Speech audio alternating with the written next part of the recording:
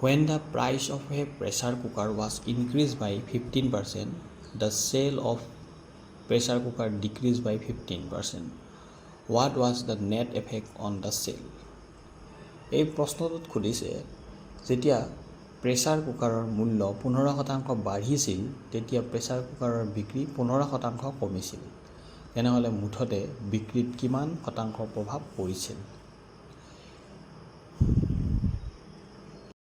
এই প্ৰশ্নটো কৰিবলৈ প্ৰথমে আমি প্ৰশ্নটোত কি দিছে পাতি লওঁ।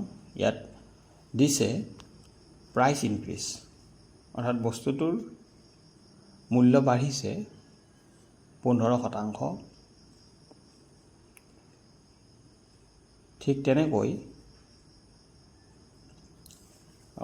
চেলছ ডিক্ৰিজ, বস্তুটোৰ বিক্ৰীটো কমিছে 15%। গতিকে ইয়াত দুটা সমান শতাংশত আছে, অৰ্থাৎ ইনক্ৰিজ আৰু ডিক্ৰিজ, অৰ্থাৎ বস্তুটোৰ মূল্য বাঢ়িছে 15% আৰু প্ৰায় চেলছটো কমিছে 15%। এই ধৰণৰ প্ৰশ্ন কৰিবলৈ অতি সহজ। ইয়াৰ কাৰণে এটা ফৰ্মুলা আছে, কমন পাৰ্চেণ্টেজ চেঞ্জ স্কুৱেৰ বাই 100। এই ফৰ্মুলাটোত পাতি দিলে ইয়াৰ উত্তৰটো ওলাই যাব। আৰু এই ধৰণৰ প্ৰশ্নবিলাকত যিটো উত্তৰ হ'ব ইয়াত সদায় লছ হ'ব, ইয়াত সদায় লছ হয়। এতিয়া আমি পাইছোঁ 15% কমন চেঞ্জ, দুটাতে 15% আছে, গতিকে 15% স্কুৱেৰ বাই 100, আৰু ইয়াক আমি সমাধান কৰিলে আমি পাম 2.25%। অৰ্থাৎ বস্তুটোৰ ইয়াত মোৰ কি সুধিছে, মুঠতে বিক্ৰী কিমান শতাংশ প্ৰভাৱ পৰিছিল? 2.25% প্ৰভাৱ পৰিছিল, অৰ্থাৎ 2.2% কমিছিল বিক্ৰীটো। যিহেতু এই ধৰণৰ প্ৰশ্নবিলাকত সদায় লছ হয়। এই প্ৰশ্নটো আমি অলপ বেলেগ ধৰণে কৰি চাওঁ এতিয়া। যিহেতু এইটো আমি শ্বৰ্টকাট যিটো ফৰ্মুলা আছিল ফৰ্মুলাটোত পাতিলোঁ, কিন্তু কেনেকৈ হ'ল এই ফৰ্মুলাটো বা কেনেকৈ ইয়াৰ উত্তৰটো আমি পালোঁ, ইয়াক আমি চাবৰ কাৰণে আমি অংকটো সম্পূৰ্ণকৈ কৰিব লাগিব। এই প্ৰশ্নটোত উত্তৰটো 2.25% আমি পাইছিলোঁ। ইয়াক যদি আমি বহলাই অংকটো কৰিব বিচাৰোঁ, অৰ্থাৎ ইয়াত কেনেকৈ হ'ল এইটো যদি আমি ভালকৈ কৰিব বিচাৰোঁ আমাৰ আগৰ মেথডটো ইউজ কৰি, তেনেহ'লে প্ৰথমে আমি ধৰি লওঁ বস্তুটোৰ অৰিজিনেল প্ৰাইচ, অৰ্থাৎ বস্তুটোৰ আচল দামটো আমি ধৰি ল'ব লাগিব, কাৰণ আচল দামটো আমাক দিয়া নাই। ইয়াত অৰিজিনেল প্ৰাইচ আমি ধৰি লওঁ 100। সদায় পাৰ্চেণ্টেজৰ লগত জড়িত অংকত যেতিয়া আমি ধৰি ল'ব লগা সংখ্যাটো হয়, আমি 100 ধৰিলে আমাৰ বহুত সুবিধা হয়, কাৰণ 100ৰ লগত যিকোনো পাৰ্চেণ্টেজ আমি বঢ়াব লাগিলে ইয়াৰ লগত যোগ কৰি দিলে আমি পাওঁ। ঠিক তেনেকৈ চেলছটো আমি ধৰি লওঁ আমাৰ 100 বুলি।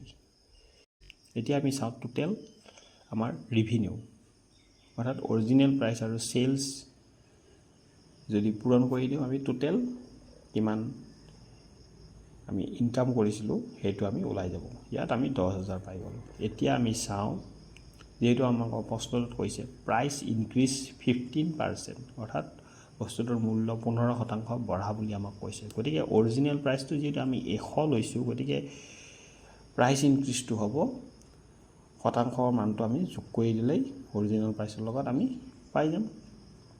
ইনক্ৰিজ হৈছে, গতিকে আমি 15%ক 100ৰ লগত যোগ কৰি দিলোঁ, 115 পালোঁ। ঠিক তেনেকৈ চেলছ ডিক্ৰিজ বুলি কৈছে, ডিক্ৰিজ মানে কমিল বস্তুটোৰ বিক্ৰীটো, গতিকে আমি 15%টো আকৌ ইয়াৰ 100ৰ পৰা বিগ কৰি দিলে আমি ইয়াৰ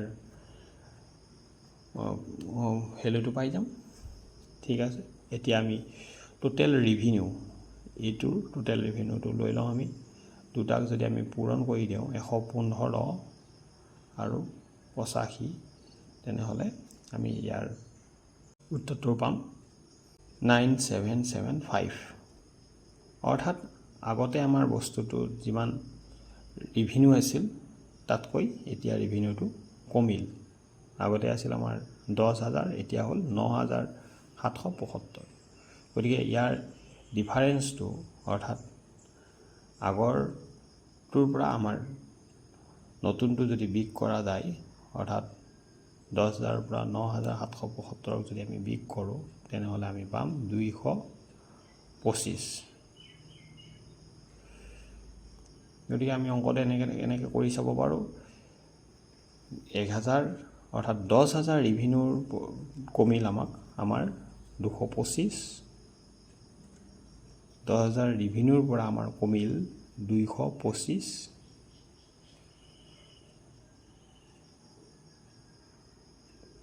তেনেহ'লে 1,000 ৰেভিনিউ এক ৰেভিনিউৰ পৰা হ'ব 1,000 10,000 বাই 10,000 ভাগৰ 225 আৰু 100 ৰেভিনিউৰ পৰা হ'ব আমাক এইটো যদি আমি শতাংশলৈ লৈ যাব বিচাৰোঁ, তেনেহ'লে 100 পূৰণ কৰি দিলে আমি ইয়াক শতাংশৰ মানত পাই যাম, অৰ্থাৎ 2.225 বা 100 আৰু এতিয়া আমি ইয়াক যদি লৈ যাওঁ 2.25 শতাংশ, আমি উত্তৰটো পালোঁ।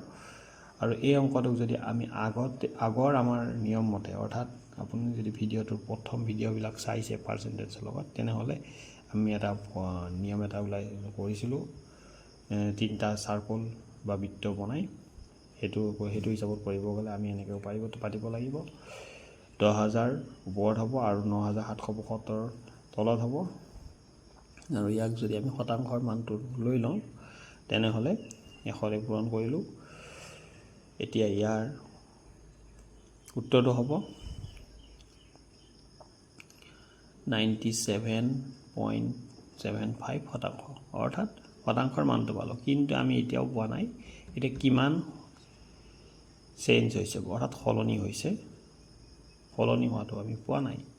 গতিকে সলনি হোৱাটো পাবৰ কাৰণে আমি 100ৰ পৰা 97.75 শতাংশ বিয়োগ কৰি দিলে আমি ইয়াৰ উত্তৰটো পাম 2.25 শতাংশ। গতিকে ইমান দীঘল কৰি থকাৰ দৰকাৰ নাই। এনেকুৱা ধৰণৰ প্ৰশ্নবিলাক যেতিয়া 15% ইনক্ৰিজ বা 15% ডিক্ৰিজ বা 20% ইনক্ৰিজ 20% ডিক্ৰিজ দুটা যদি সমান থাকে, তেনেহ'লে আমি এই ফৰ্মুলাটোত পেলাই দিলে ইয়াৰ উত্তৰটো অতি সোনকালে পাই যাম। এনেকুৱা ধৰণৰ আৰু এটা প্ৰশ্ন আমি যদি কৰোঁ, তেনেহ'লে ইয়াৰ আমাৰ কনচেপ্টটো ক্লিয়াৰ হৈ যাব। When the cost of petroleum increases by 40%, a man reduces his annual consumption by 20%. Find the percentage change in his annual expenditure on petroleum. এই প্ৰশ্নটোত সুধিছে, যেতিয়া পেট্ৰলিয়ামৰ মূল্য 40% বাঢ়ে, এজন মানুহে তেওঁৰ বছৰেকীয়া ব্যয় 20% কমায়, তেনেহ'লে মানুহজনৰ কিমান শতাংশ বছৰেকীয়া খৰচ সলনি হ'ব?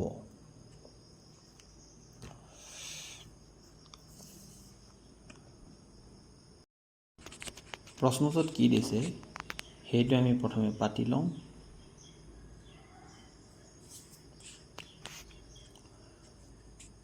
আমি ধৰি লৈছোঁ পেট্ৰলিয়ামৰ আগৰ মূল্য বা অৰিজিনেল প্ৰাইচ 100 ল'লে আমাৰ শতাংশৰ লগত জড়িত প্ৰশ্নবিলাকক কৰিবলৈ সুবিধা হয়। গতিকে আমি ধৰি লোৱা সংখ্যাটো 100 ধৰিলোঁ। ঠিক তেনেকৈ খৰচটো আমি ধৰিলোঁ, অৰিজিনেল বা আগৰ প্ৰাইচটো বা আগৰ খৰচটো সেইটো আমি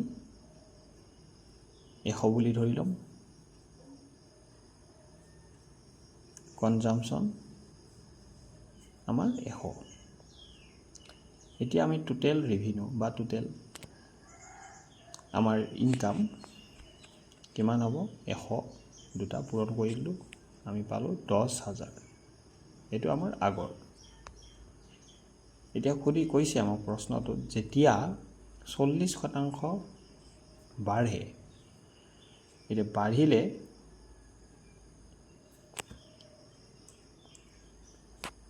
প্ৰাইচ যেতিয়া বাঢ়িব 40%, তেতিয়া হ'ব আমাৰ মূল্যটো যিহেতু আমি 100 ধৰিছোঁ, গতিকে 40% বাঢ়া বুলি কোৱাৰ লগে লগে আমি 40টো আমি যোগ কৰি দিলোঁ 100 লগত, 140। ঠিক তেনেকৈ কনজামশ্যনটো আমি 100 বুলি ধৰিছোঁ, কিন্তু আমাক কৈছে কনজামশ্যনটো 20% কমা বুলি। গতিকে আমি যিটো কমা বুলি ক'লে, গতিকে 100ৰ পৰা আমি 20টো বিয়োগ কৰি দিলোঁ, আমি পালোঁ 80। এতিয়া আমি ইয়াৰ টোটেল ৰেভিনিউটো ওলাই ল'ম। টোটেল ৰেভিনিউ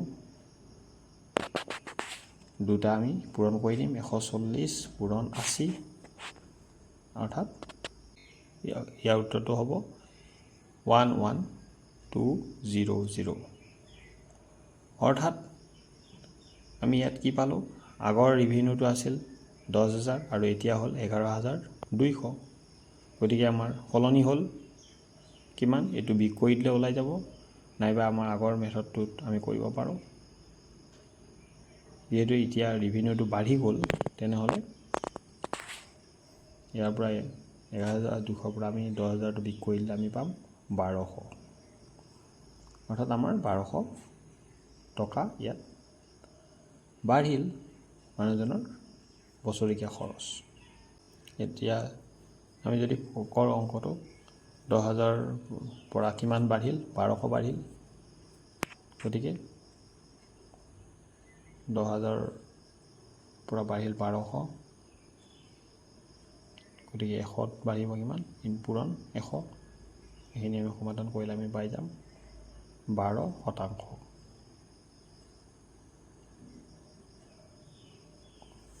এইটো আমি আগৰ, অৰ্থাৎ 12% সলনি হ'ল মানুহজনৰ বছৰেকীয়া খৰচ, অৰ্থাৎ 12% বাঢ়িল। এইটো আমি যদি আমাৰ আগৰ নিয়মটোত কৰিব খোজোঁ, আমি 3টা বৃত্তৰ সহায়ত যিটো কৰিছিলোঁ আগৰ ভিডিঅ'বিলাকত, সেইটো যদি কৰিব খোজোঁ তেনেহ'লে আমি কৰিব পাৰোঁ 10,000টো আমাৰ ওপৰত থাকিব, আৰু যিহেতু আমাক সুধিছে সলনি হোৱাৰ পিছত 40% আৰু 20% সলনি হোৱাৰ পিছত, গতিকে 11,200টো তলত পাতিলোঁ, আৰু 1%টো আমি পাই যাম ইয়াত কিমান হ'ব, এইটো হ'ব আমাৰ 112%, অৰ্থাৎ 112% হৈ গ'ল। এতিয়া যিহেতু আমাৰ 100তকৈ বাঢ়ি আছে, গতিকে আমি কিমান শতাংশ সলনি হ'ল বুলি সুধিছে, 100ৰ পৰা কিমান সলনি হ'ল সেইটো ওলালে আমি ইয়াৰ উত্তৰটো পাই যাম 12% চেঞ্জ, অৰ্থাৎ ইয়াত 12% খৰচটো বাঢ়িলে।